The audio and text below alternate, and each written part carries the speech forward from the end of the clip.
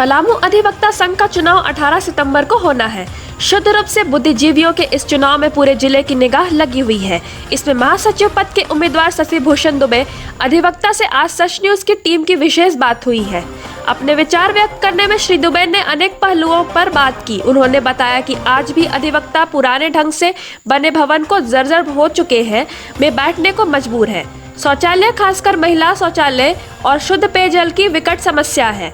अधिवक्ताओं की गाड़ी पार्किंग की कोई व्यवस्था नहीं है।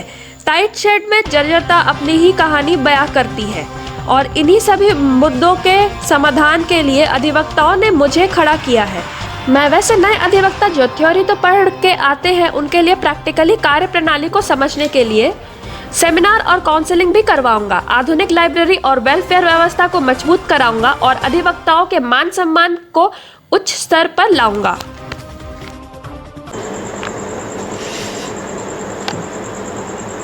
आज बार काउंसिल के चुनाव में काफ़ी गहमागहमी है। आपको लेकर के काफ़ी लोग उत्साहित हैं। क्या कारण है, क्या आप मुद्दा लेकर के आए हैं कि इतना चर्चा में आप बने हुए हैं? देखिए, सबसे पहली बात है कि हमारे जो पहले के महासचिव हैं उन्नन प्रैक्टिशनर हैं।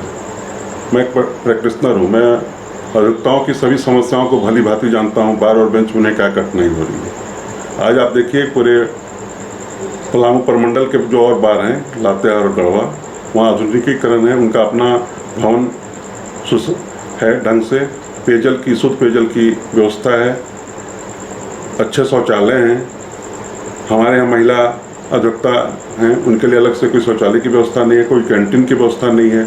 सबसे बड़ी बात है कि हमारे जूनियर भाई आ रहे हैं, उनके लिए पढ़ने की कोई पुस्तकालय, लाइब्रेरी नहीं है ढंग का, जहाँ बैठ कर अध्ययन कर सके। और सीनियर और जूनियर में कोई एडजस्टमेंट नहीं हो पा रहा है, कोई सेमिनार नहीं हो पा रहा है जिससे हमारे छोटे भाई सीख सकें कि सीनियर्स के साथ कैसे सीखना है, किस किस सब्जेक्ट पर आगे बढ़ना है। जो नए अधिवक्ता का एंट्री होती है, जो आते हैं प्रैक्टिस करने, वो बार काउंसिल के कार्य विधि से परिचित नहीं हो पाते। उनकी काउंसलिंग की कोई व्यवस्था नहीं है। सही बात कहा। इसके लिए क्या कार्य करेंगे आप? मैं उनके लिए सेमिनार कराऊंगा हर हफ्ते में, हर चाहे महीने में। जूनियर भाइयों को बुला के बार में बैठने की व्यवस्था सभी सीनियर से। उनका सिविल वाले हैं, सिविल के लिए सेमिनार हो, क्रिमिनल हैं, टैक्सेशन के हैं, जिस डिपार्टमेंट के लोग हैं उनसे गाइडलाइन लिया जाएगा। सीनियर उनको बताएंगे कि FIR क्या होता है, CRPC क्या है, IPC में क्या पढ़ना चाहिए, किस मुद्दे पर बहस कैसे किया जाता है, बिल ड्राफ्ट कैसे किया जाता है, सारी चीज़ें हैं। जैसे लोग जो लॉ पढ़ के आते हैं, उनको तो प्राइमरी तो थ्योरी पता है, लेकिन प्रैक्टिकल नॉलेज नहीं हो पाती है। सही बात है। आज हम देख रहे हैं कि सभी सरकारी विभाग का आधुनिकीकरण हो चुका है। बार काउंसिल इससे अछूता क्यों है? अभी तक क्यों नहीं उसका आधुनिकीकरण में क्या क्या करेंगे? हम तो देखते हैं कि हम लोग जैसे मीडिया ईमानदारी की बात करें तो बार काउंसिल का प्रिंटिंग चीज़ भी जो है सो बाहर जाके क्षेत्रों में प्रिंट होता है। इसके लिए कंप्यूटर नहीं है, लैपटॉप होना चाहिए था, प्रिंटिंग मशीन होना चाहिए था। इस पैसा का बचत होता तो वेलफेयर में जाता। सही बात। प्रिंटिंग मशीन लगाया जाएगा। जो भी हमारे वकालतनामा और हाजिर फॉर्म बाहर से शपथ पत्र, एफिडेविट छपते हैं, उसके लिए अपना प्रिंटिंग मशीन बाहर में हो, फोटो स्टेट मशीन हो, लैपटॉप की सुविधा हो, ऑनलाइन हो। जो हमारे रूलिंग्स आते हैं वहाँ जाके बच्चे हमारे छोटे भाई देख सकते हैं कि क्या क्या सुप्रीम कोर्ट का कौन सा जजमेंट आया। कंप्यूटर की व्यवस्था हो, सारी चीज़ें। आधुनिकीकरण के लिए बहुत सारी चीज़ें हैं। आज हम लोग समीक्षा करने निकले थे तो टाइट शेड में काम करने वाले लोगों ने बताया कि हमारी अपनी खुद समस्याएं हैं जो बार काउंसिल के माध्यम से हल किया जा सकता था, लेकिन विगत कुछ वर्षों से इस पर ध्यान नहीं दिया जा रहा है। कैसे समाधान करेंगे आप? समझ उनकी सारी समस्याओं का समाधान धीरे धीरे मैं करूंगा। बैठने की जगह तो पहले समुचित नहीं है। हमारे ताहित संघ है, जो भी है, कोई अभी आपने देखा होगा, कोई नीचे बैठ रहा है, कोई टीन के नीचे है, कोई सेट के नीचे, कोई गुमटी में बैठ रहा है। समुचित व्यवस्था उनके लिए नहीं है। क्लाइंट आते हैं, वो खड़े रहते हैं, उनकी बैठने की व्यवस्था नहीं है। सबसे दुर्भाग्य की बात है, हमारे कुछ अधिवक्ता बंधु हैं जो बाहर बैठते हैं, शेड के नीचे बैठते हैं। जाड़ा गर्मी बरसात उनको दिक्कत होती है बैठ के प्रैक्टिस करने में। मजबूरी में वो काम कर रहे हैं। गरीबों का काम करने के लिए हम आए हैं, न्याय दिलाने आए हैं पलामू की जनता को। वकील पलामू की जनता को न्याय के लिए काम करता है, उसको खुद न्याय नहीं मिल रहा है, चाहे सरकार की ओर से हो, चाहे कमी हमारे पूर्व पदाधिकारी ने ध्यान नहीं दिया। सारी चीज़ें हैं जो मैं धीरे धीरे, अगर मुझे अधिवक्ता संघ ने मौका दिया तो मैं दूर करने का प्रयास करूँगा। अधिवक्ताओं का बैठने का भी व्यवस्था, समुचित व्यवस्था नहीं है। हर साल नए अधिवक्ता जुड़ जाते हैं काउंसिल से, लेकिन उनके बैठने की समुचित व्यवस्था नहीं है। कैसे इसका बार भवन बनाया जाएगा?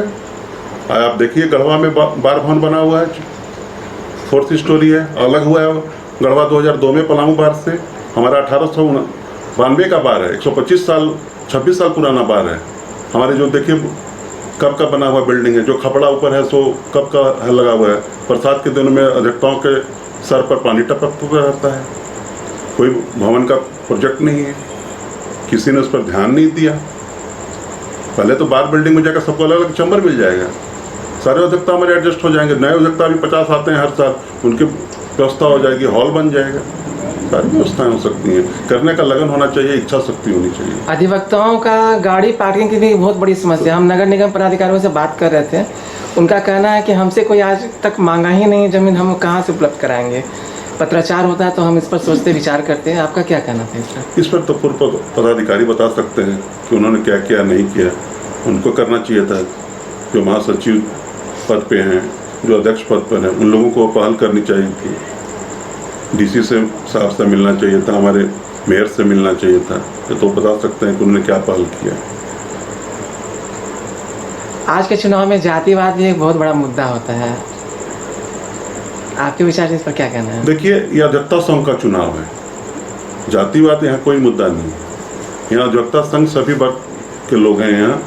यहाँ कभी हमारे यहाँ, मैं कोई उदाहरण दूँ, हम अब तो नहीं रहे, स्वर्गीय गुरमुख सिंह जी एकमात्र सिख समुदाय से आते थे। एक ही व्यक्ति थे, 2 ही व्यक्ति सिख थे, वो पलामू बार एसोसिएशन के अध्यक्ष रह चुके हैं। तो यहाँ जातिवाद कोई मुद्दा नहीं है। ये सब केवल चुनाव के समय कुछ लोगों के द्वारा फैलाए गए आरोप हैं या चर्चा के लिए कहा जाता है, कहीं कुछ नहीं। अपने समकक्ष और नए अधिवक्ताओं के लिए क्या संदेश देना चाहेंगे? अपने समकक्ष के लिए पहले तो मैं जानना चाहता हूँ कि भाई, पहले तो अपना बार काउंसिल अधिवक्ता संघ को बचाना है तो मुझे वोट देकर जिताओ, मैं ढंग से काम करूँगा। मैं प्रैक्टिशनर लायर हूँ, 10 से 4 न्यायालय में रहूँगा। वहाँ पर क्या समस्या होती है, न्यायालय में भी बहुत सारी समस्याएं हैं, बार और बेंच का एडजस्टमेंट नहीं हो पा रहा है, तो सारी समस्याओं को मैं दूर करूँगा। नए अधिवक्ता को बैठने की जगह, लाइब्रेरी की जगह, क्या किस तरह का सेमिनार होना चाहिए, कौन किस सब्जेक्ट में, किस विभाग में अधिवक्ता जाना चाहते हैं, उनको उनके साथ एडजस्ट करने का प्रयास करूँगा।